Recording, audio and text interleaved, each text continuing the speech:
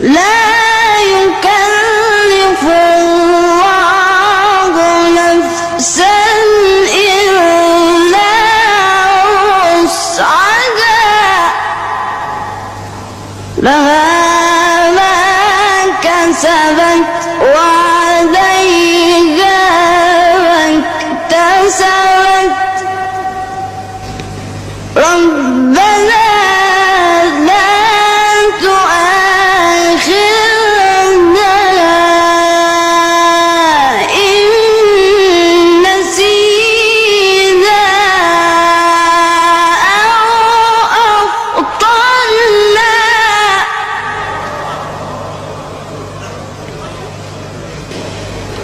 ربنا ولا تحمل علينا إصرا كما حملته على الذين من قبلنا